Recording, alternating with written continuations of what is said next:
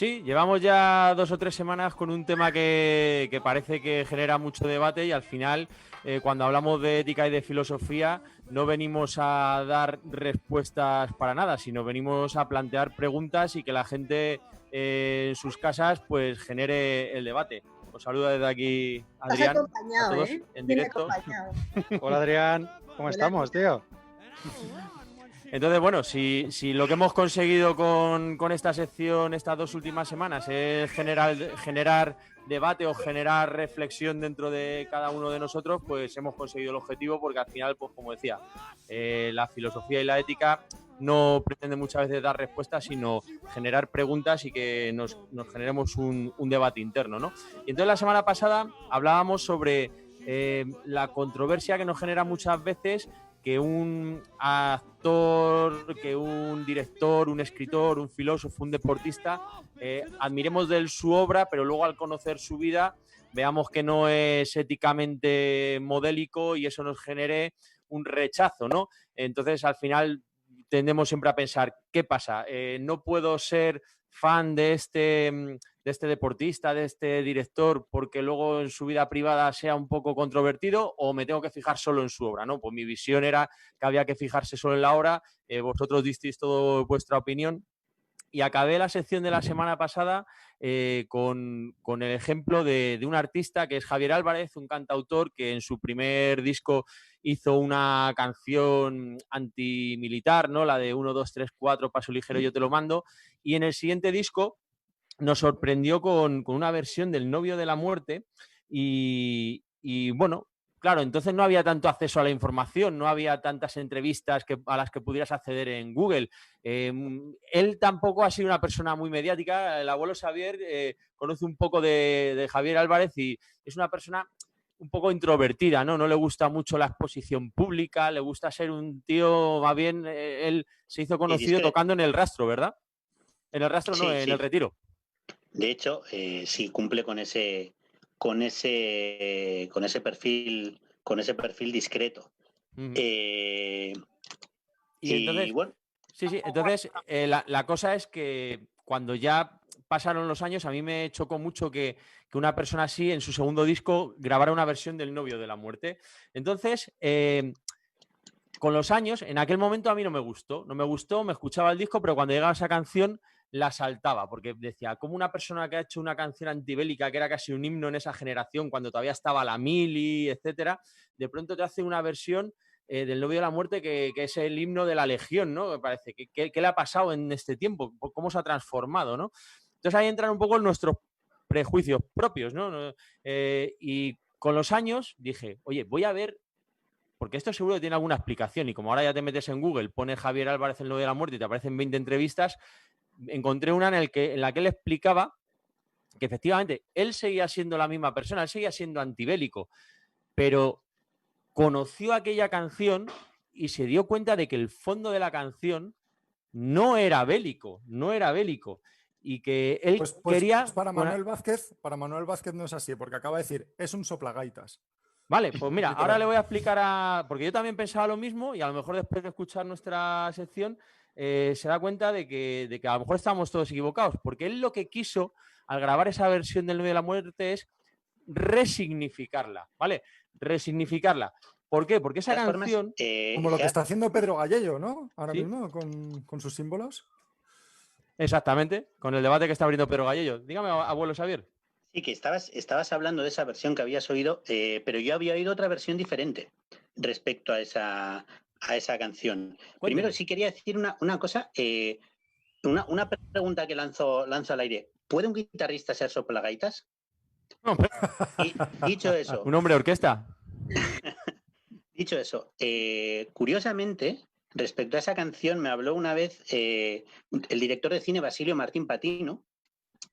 Ya murió, un director famoso por películas documentales, y un día cenando con él me contó, estaba con más gente y bueno, él habló de esa canción, él acababa de escuchar esa canción, dijo, ¡guau! He escuchado una versión del novio de la muerte que ha hecho Javier Álvarez, que es impresionante. Y estaba encantado, el tío decía, porque le ha quitado completamente todo el aspecto militar, completamente, y la ha convertido en una canción de amor. Es que es genial, es genial. Y el tío estaba empeñado en que quería hablar con Javier Álvarez, no sé si llegó a hablar con él, pero quería hablar con Javier Álvarez para preguntarle, bueno, para hacer algo juntos sobre este tema. Y él me contó también otra historia sobre esto que estábamos hablando, señor Igea, de la resignificación de símbolos. Él hizo una película que se llama Canciones para después de una guerra y quería que esa película empezara con el cara al sol. No hace falta que os explique con el título Canciones para después de una guerra de qué va la película, ¿no? Son canciones de los años 40, ¿no? De la posguerra civil. Y él quería que la película empezara con el cara al sol, pero escuchaba las diferentes versiones que había del cara al sol y ninguna le convencía. Entonces estaba un día con sus amigos, Basilio Martín Patino, no sé si era militante del PC o por lo menos muy próximo al PC.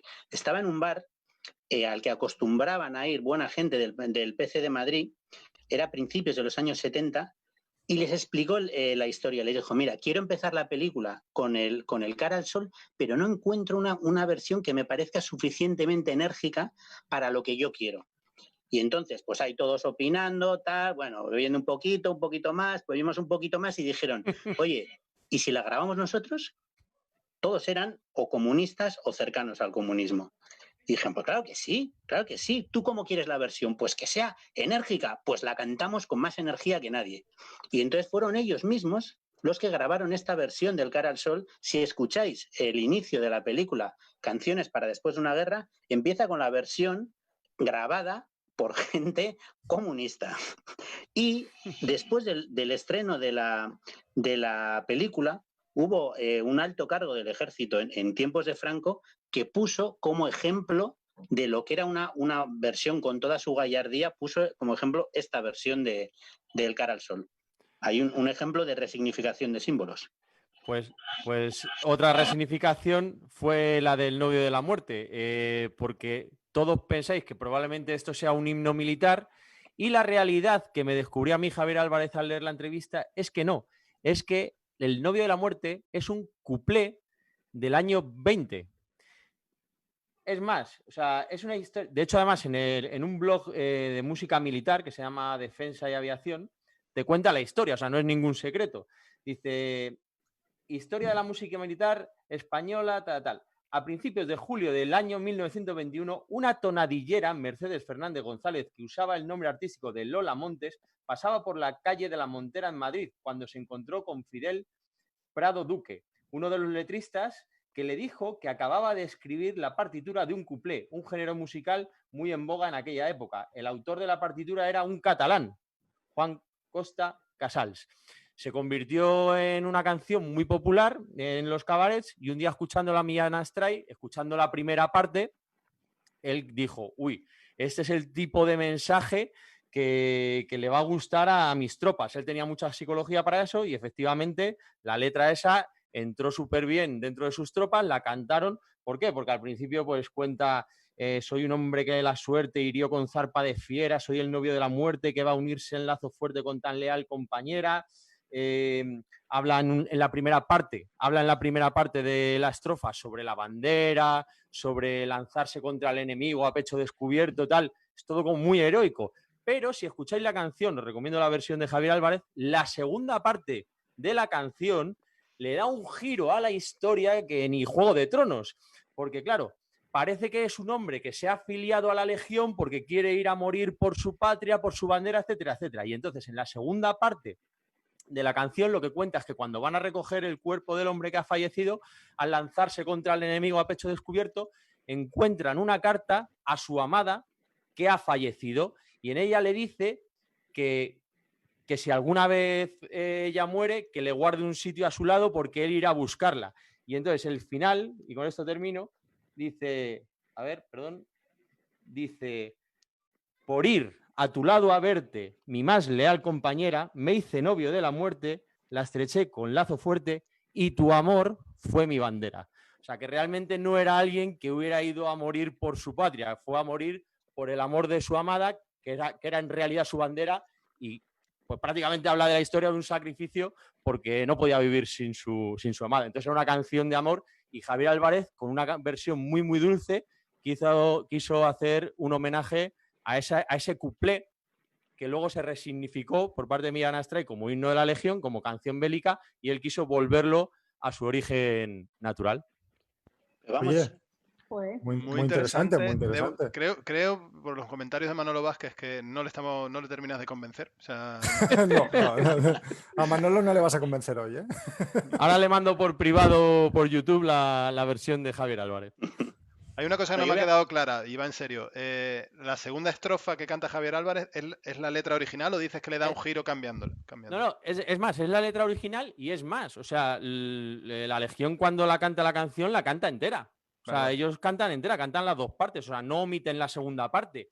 Pero lo que a todos nos queda en un principio es esa primera parte, ¿no? En la que habla de que se lanza contra el enemigo, por defender su bandera, etcétera, etcétera, ¿no? Y en la segunda parte, pues él cuenta que al leer la carta, lo que realmente es su bandera es el amor de su amada y que él quiere morir para ir con ella. O sea, de hecho, en ese sentido hay que decir que, por ejemplo, el himno americano, que todos lo conocéis, en origen era una canción de bar, que se cantaba mucho, cantaban mucho los borrachos. Y luego pasó a ser un... ¡Asturias, Sí, patria efectivamente. querida! Eso es. De todas formas, vamos a ir con otra historia, porque al fin y al cabo, sabéis que estas secciones están en perfecto y siempre buscamos historias relacionadas con el deporte, con lo cual vamos a buscar una historia relacionada con el deporte y con la resignificación de símbolos. Y nos vamos a ir a una historia vinculada con el ciclismo. Os explico. En el año 2000, el diario La Gaceta de los Sport, que seguro que lo conocéis, hizo una encuesta entre sus lectores para saber quiénes eran los ciclistas más importantes del siglo XX. No hubo muchas sorpresas. El número 1 fue Fausto Coppi. El número 2, Merckx. El tercero, Bartali. En el 10º puesto aparecía Luigi Malabroca. ¿Quién era Luigi Malabroca? ¿Y Marco Pantani por dónde estaba? Pues seguro que estaba entre el top 10. No lo sé, pero seguro que estaba en el top 10. Pues seguro. Pero vamos a ir con Malabroca. Malabroca era el peor corredor de la historia. Es que los italianos son la hostia. La historia de Malabroca empieza en el año 46. Año 46, posguerra de la Segunda Guerra Mundial. Italia estaba completamente devastada. La Gaceta dello Sport decide hacer un esfuerzo y recuperar la organización del Giro. Le llaman el Giro del Risorgimento. Capri, tú me corregirás la pronunciación. Más o menos está bien. El Giro del Risorgimento. Ya está, no, poco más que añadir. Bueno, el objetivo era, en un país devastado, necesitaban generar ilusiones. Además, estaban en un momento que era la edad de oro del ciclismo italiano, ¿no? Coppi y Bartali eran en ese momento los mejores corredores del mundo y encima tenían una rivalidad entre ellos que atraía muchísimo a todos los tifosi, ¿no? Pero en ese Tour del Risorgimento decidieron añadirle un interés más a la carrera y decidieron dar un premio al último clasificado. Iba a ser la Maglia Nera.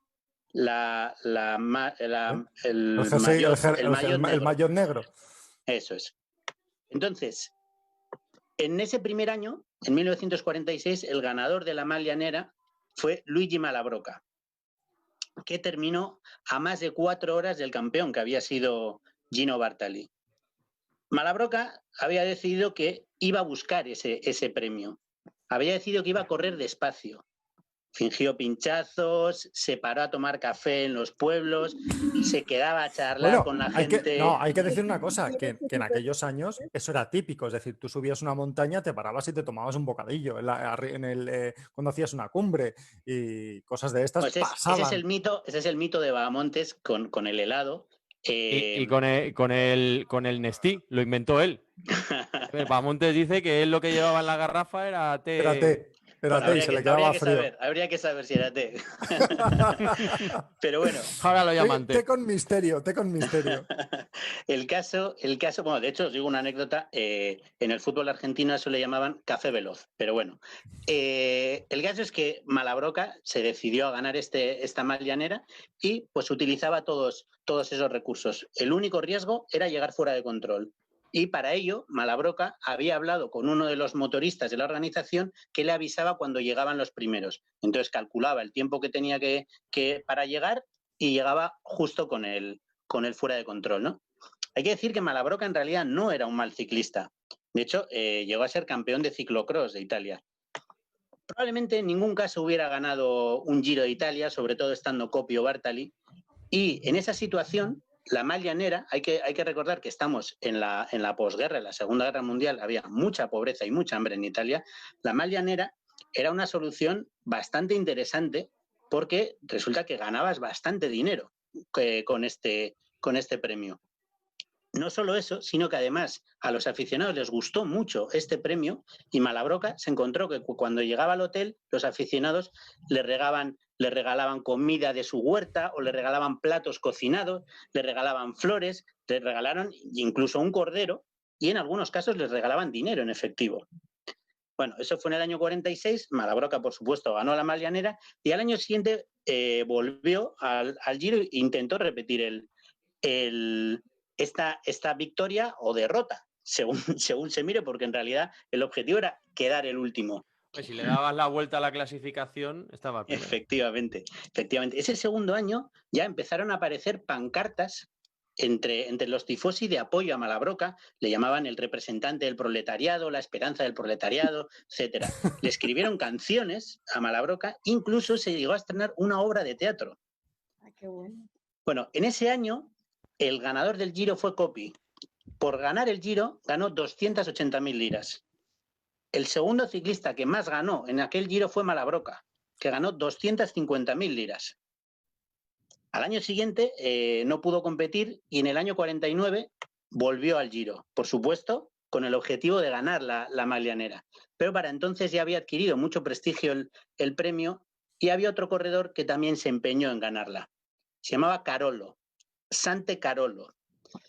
Bueno. Oye, ¿solo corrían italianos o es que los que querían buscar la trampa eran los italianos precisamente? ¿Por qué es una trampa? ¿Por qué es una trampa? No es por nada.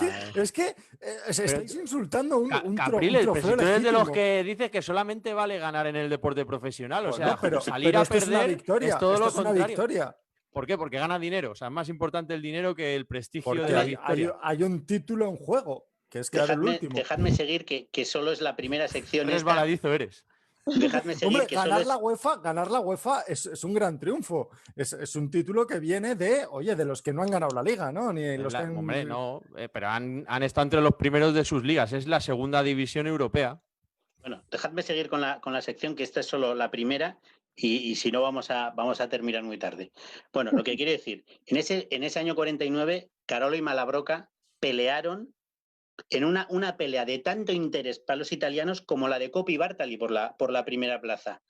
En una etapa, Malabroca se escondió debajo de un puente y esperó a que pasara Carolo, dejó pasar un rato y luego salió. Carolo le respondió en otra etapa escondiéndose en un pozo. Dicen que llegó un campesino, encontró a Carolo en el pozo y le dijo, pero ¿y tú qué haces ahí? Estoy corriendo el Giro. Cuando quedaba solo una etapa, era Carolo el que iba por delante o por detrás, según se mire. Pero Malabroca se jugó la última baza, era la última etapa, terminaba en Milán. Malabroca, además de ciclista, era pescador. En esa última etapa se paró junto a un río y ayudó a unos pescadores con su trabajo. Estuvo echándoles una mano, pescando con ellos, tal, y cuando ya había pasado suficiente tiempo, volvió a la carrera. Cuando llegó a Milán, se habían ido todos. Entonces, él fue a buscar a los organizadores, fue al hotel, les dijo, soy Luigi Malabroca, yo he llegado, quiero que deis fe de que he llegado. Los organizadores aceptaron, vale, de acuerdo, has llegado, pero no sabemos cuál ha sido tu tiempo. Luego te vamos a dar el tiempo del penúltimo. Con eso, el último clasificado, el ganador de la mal llanera, terminó siendo Carolo y no Malabroca. Bueno, esta Final pelea... dramático. Pero esto es real lo que estás contando. Sí, sí, esto es absolutamente real. Esta pelea, esta batalla por este último puesto empezó a hacer perder la paciencia a los jueces que no estaban dispuestos a esperar tanto tiempo a que llegara el último por esa pantomima de hacer trampas y ver a ver quién era el último, ¿no? Entonces, en el año 51 se decidió que se iba a poner fin a esta Malianera, a este premio al último. El último ganador de la Malianera se llamaba Giovanni Pinarello. Un año más tarde de conseguir la Malianera, Pinarello le dio un nuevo giro, una resignificación de los símbolos al hecho de perder. Pero esa historia la vamos a contar la semana que viene.